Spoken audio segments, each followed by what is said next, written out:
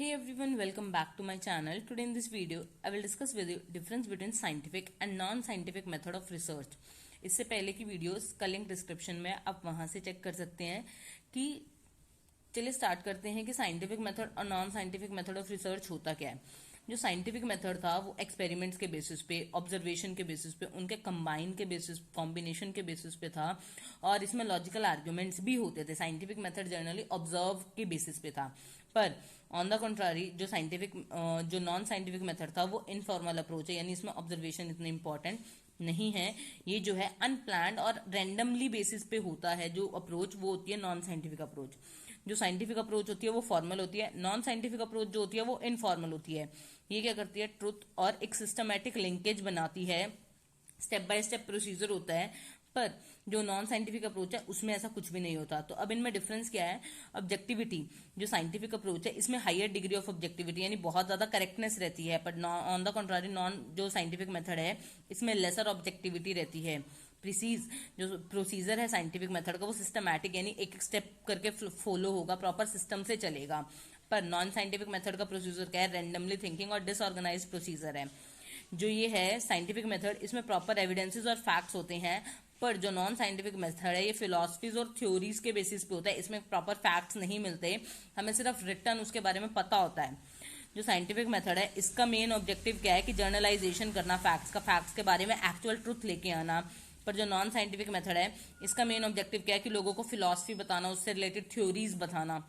जो scientific method है ये एक्सपेरिमेंटल इन नेचर होता है, यानी इसमें हम एक्सपेरिमेंट करते हैं, नई नई चीजों को ऑब्जर्व करते हैं, पुरानी रिसर्च में डेटा में ऐड कराते हैं। पर जो नॉन साइंटिफिक मेथड होता है वो क्या होता है? थ्योरेटिकल इन नेचर, ये सिर्फ हमें बताता है थ्योरीज की फॉर्म में, एक्चुअल प्रैक्टिकल लाइफ में प्रैक्टिकल इसका नहीं होता। अब जो हम साइंटिफिक मेथड यूज कर रहे हैं इसके बेनिफिट्स क्या क्या हैं?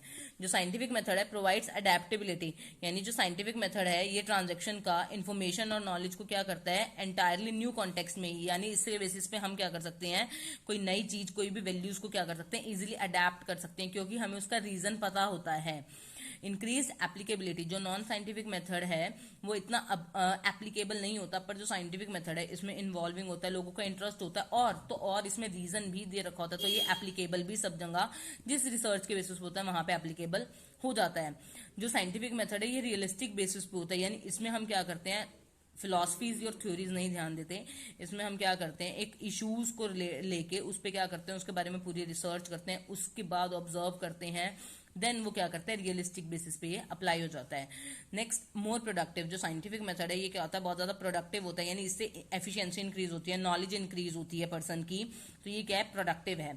एथिकल न्यूट्रलिटी, जो साइंटिफिक मेथड है इसका मेन एम क्या है कि एक्यूरेट डेटा प्रोवाइड करना, रेशनल इन्फ्लुएंसेस यानी बिना किसी भेदभाव के पॉपुलेशन से related.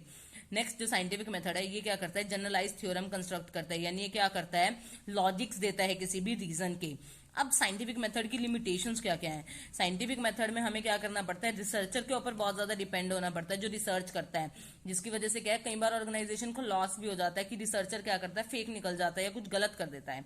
Next is investing too much belief, author को क्या हो जाता है, जो रिसर्चर है उसमें बहुत ज्यादा बिलीफ हो जाता है, और कई बार क्या होता है, उस रिसर्चर के बेसिस पे क्या हो जाता है, जो हमने टॉपिक सेलेक्ट करा है उसके बेसिस पे हमें प्रॉपर इन्फॉर्मेशन नहीं मिलती।